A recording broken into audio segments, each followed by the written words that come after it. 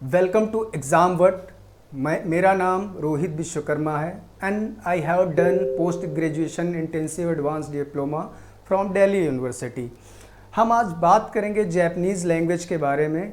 Japanese language क्या है, इसको क्यों सीखना चाहिए, इसमें क्या लेवल हैं, कौन कौन से टेस्ट देने पड़ते हैं। अगर आप किसी भी कॉलेज से अगर आप नहीं कर रहे हैं तो भी ऐसा नहीं है कि आप जैपनीज़ लैंग्वेज कर नहीं सकते हैं। इसके लिए क्या वे है, क्या रास्ता है, इसके बारे में हम बात करेंगे।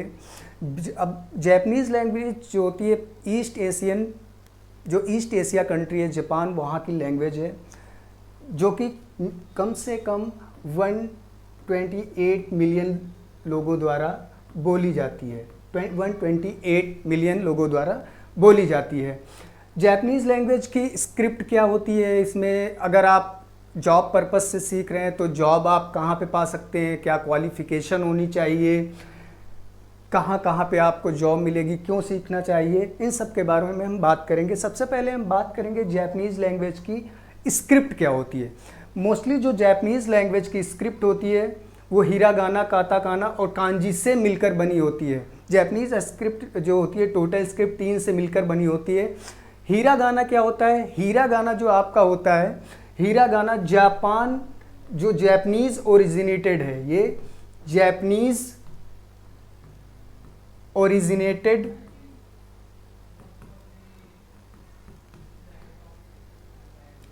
हिरागाना जैपनीज़ ओरिजिनेटेड है। हिरागाना में 46 लेटर्स होते हैं। स्टार्टिंग में जब भी आप जैपनीज़ सीखना स्टार्ट करते हैं तो हिरागाना से स्टार्ट किया जाता है। काताकाना क्या होता है? हिरागाना मैंने आपको बताया कि जैपनीज़ ओरिजिनेटेड होता है, बट जो काताकाना होता है ये फॉरेन वर्ड्स के लिए यूज किया जाता है। फॉर एग्जांपल अगर बात करूं तो मेरा नाम जैसे रोहित है, अगर रोहित लिखना होगा तो काताकाना में लिखेंगे, आप हिरागाना में नहीं लिख सकते हैं। जो भी जापान के वर्ड होंगे वो हिरागाना में लिखे जाएंगे, जो फॉरेन वर्ड्स होते हैं उनको काताकाना में लिखा जाता है। कोई भी फॉरेन वर्ड, हिंदी का या किसी अदर कंट्री का अगर आपको लिखना है, इंग्लिश का, वो सारे वर्ड जो होते हैं काताकाना में लिखे जाएंगे। फॉर एग्जांपल रोहित लिखना है तो रोहित लिखने के लिए आपको काताकाना का यूज़ करना होगा। काताकाना में भी 46 लेटर्स होते हैं।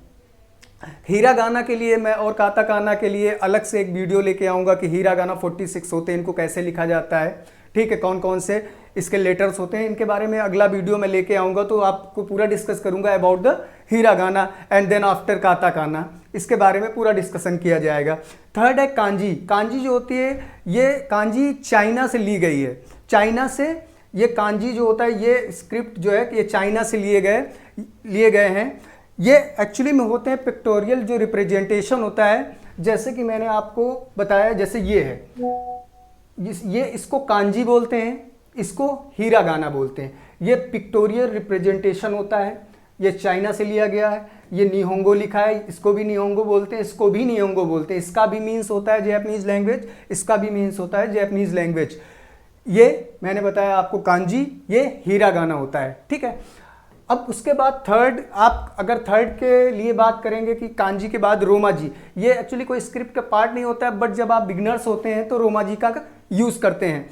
स्टार्टिंग में आपको, अगर आपने हिरागाना स्टार्ट किया, कोई भी वर्ड आप लिख रहे हैं तो आप कभी कभी क्या होता है, उसका इमेजिनेशन नहीं होता है। आप कोई भी चीज़ अगर कभी भी लिखते हैं तो इमेजिनेशन जब होता है तभी आप लिख पाते हैं। फॉर एग्जांपल कोई भी वर्ड है, आप किसी भी फॉरेन वर्ड में अगर कोई लाइन बोली जाएगी तो आपने अगर नहीं सीखी है तो वो आप नहीं लिख पाते हैं। ये इमेजिनेशन का बात होता है कि उसका पिक्चर अगर आपके माइंड पे नहीं बनता है तो आप नहीं लिख पाते हैं। तो स्टार्टिंग में जब आप हिरागाना स्टार्ट करते हैं लिखना, लेकिन आपको कोई वर्ड लिखना है, कभी कभी नहीं आपको समझ में आता है, तो इसको केवल लिखने के लिए स्टार्टिंग में जो बिगनर्स हैं वो रोमाजी का यूज़ करते हैं। फॉर एग्जाम्पल जैसे कि आप चैटिंग लैंग्वेज यूज़ करते हैं, जैसे कि लिख दिया मैं जाता हूँ, तो चैटिंग लैंग्वेज में लिखते हैं मैं जाता हूँ, ओके।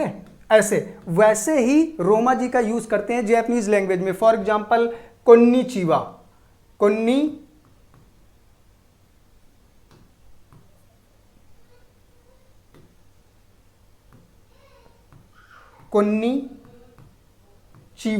इसका मीन्स होता है हेलो। तो रोमाजी क्या होता है, कोन्निचिवा को आप कोन्निचिवा ऐसे लिखेंगे, इसको रोमाजी बोलते हैं। तो मैंने स्क्रिप्ट के बारे में बताया, स्क्रिप्ट जो जापानीज के है, हिरागाना, काताकाना और कांजी, 3 से मिलकर बनी होती है, जिसमें ये पार्ट नहीं होता है रोमाजी। इसको हम बिगनर्स यूज़ करते हैं रोमाजी, फिर उसके बाद इसका 10, 15, 20 दिन के बाद यूज़ होना बंद हो जाता है, क्योंकि आप हिरागाने में लिखने लगते हैं तो फिर इसका यूज़ नहीं होता है रोमाजी का, ये केवल बिगनर्स के लिए होता है। ठीक है, अब मैं आपको बात करता हूँ, अगर सपोज दैट आप किसी कॉलेज से कर रहे हैं लैंग्वेज, या किसी भी इंस्टीट्यूट से कर रहे हैं, तो कोई भी अगर सर्टिफिकेट है, कुछ भी हो, ठीक है, अगर आपको जॉब करना है किसी भी कंपनी में, तो आपको बात बताओ, तो इसके लिए जापान गवर्नमेंट एक टेस्ट ऑर्गेनाइज कराती है जिसको बोलते हैं JLPT। JLPT का मीन्स होता है जापानीज लैंग्वेज प्रोफिशिएंसी टेस्ट। ये जापान गवर्नमेंट साल में 2 बार कंडक्ट कराती है। ठीक है, साल में 2 बार, जुलाई के फर्स्ट संडे को और दिसंबर के फर्स्ट संडे को। इसको आपको क्वालिफाई करना जरूरी है।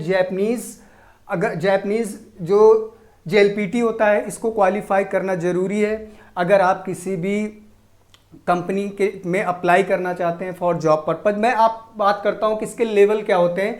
ये एक्चुअली जो JLPT के 5 लेवल्स होते हैं, जिसमें N5, N4, N3, N2 और N1।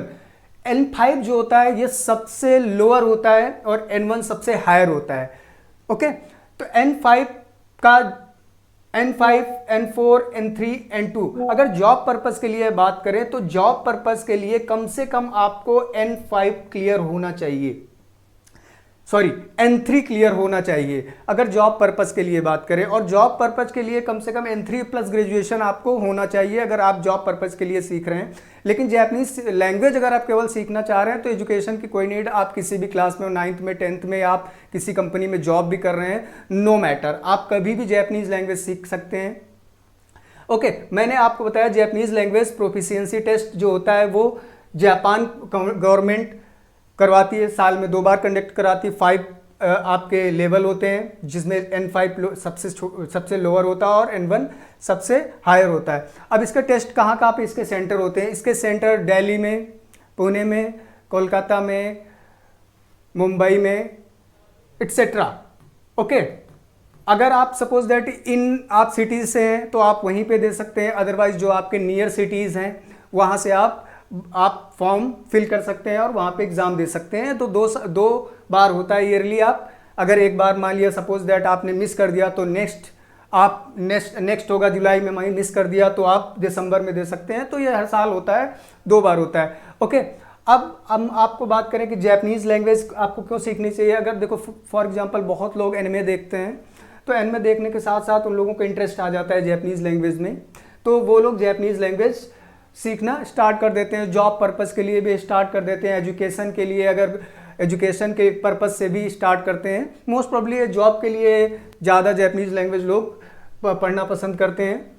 अब अगर जॉब पर्पस के लिए बात करूं तो जॉब पर्पस के लिए अपॉर्चुनिटीज़ कहाँ हैं? जॉब के लिए MNC मल्टीनेशनल कंपनीज हो गए, ऑटोमोबाइल हो गया, एम्बेसी हो गई, एजुकेशन सेक्टर में हो गया। अगर आपने N1 लेवल, N2 लेवल किया है तो एजुकेशन के सेक्टर पे भी इसका बहुत इसमें वैकेंसीज हैं। ओके, अब मैं बात कर रहा हूँ कि एग्जाम वर्ड जो है N5 जो सबसे लोअर है, N5 का कोर्स लॉन्च कर रहा है 3 अगस्त में। 3 अगस्त को लॉन्च कर रहे हैं ताकि आप लोगों का टाइम वेस्ट ना हो। अगर अगस्त में आपका स्टार्ट हो जाएगा तो दिसंबर का जो JLPT है आप इसको दे सकेंगे। 4-5 महीने में आपका N5 आपका जितना कोर्स है वो आप पूरा कंप्लीट कर लेंगे और दिसंबर में आप इसका जो एग्ज़ाम होगा वो आप दे सकें। इसलिए अगर आप सपोज दैट अक्टूबर नवंबर में स्टार्ट करेंगे तो फिर आपको दिसंबर में कोर्स कंप्लीट नहीं होता है, तो दिसंबर में आप नहीं दे पाएंगे, फिर आपको देना पड़ेगा जुलाई में। तो आप अपना टाइम मत वेस्ट करिए। जिसको भी जापानीज लैंग्वेज स्टार्ट करना है, सीखना, तो आपके पास अपॉर्चुनिटी है। आप 3 अगस्त से ये बैच स्टार्ट होगा और इस बैच में 20 स्टूडेंट तो केवल 20 स्टूडेंट होंगे, इससे ज़्यादा स्टूडेंट नहीं होंगे। अगर इससे ज़्यादा स्टूडेंट होते हैं तो इसके लिए दूसरा बैच होगा। ये वीकली 3 डेज आपकी क्लासेस होंगी। उसका पूरा जितना भी है आपका टाइम टेबल वो आपको इंस्टाग्राम चैनल में एग्जाम वर्ड के आपको मिल जाएगा। जो इसकी मार्केट जो फीस है, मार्केट में जो फीस है वो 20,000 है, 20,000, बट एग्ज़ाम वर्ड आपको 14,999 ओनली, इतने में आपको आपका ये कोर्स N5 स्टार्ट कर रहा है, जिसमें आपको जो स्टडी मटेरियल है आपको प्रोवाइड कराया जाएगा। बैच स्टार्ट होगा 3 अगस्त में। तो जो भी इसके इच्छुक हों, जिनको जैपनीज़ लैंग्वेज सीखना चाहते हैं, वो एग्ज़ाम वर्ड के जो ऑफिशियल जो लिंक है उसमें रजिस्ट्रेशन लिंक है, उसमें आप रजिस्ट्रेशन करिए एज सून एज पॉसिबल, ताकि आपका टाइम वेस्ट ना हो। आपको डेमो के लिए 1 या 2 क्लास आपको फ्री कराई जाएंगी। फिर आप उसके बाद आप फीस जो स्ट्रक्चर है, अगर सपोज दैट आप इसका 1 टाइम पेमेंट करना है, बट अगर आप नहीं कर पाते हैं 1 टाइम तो 2 टाइम आप भी कर सकते हैं, there is no problem. Okay, then thank you.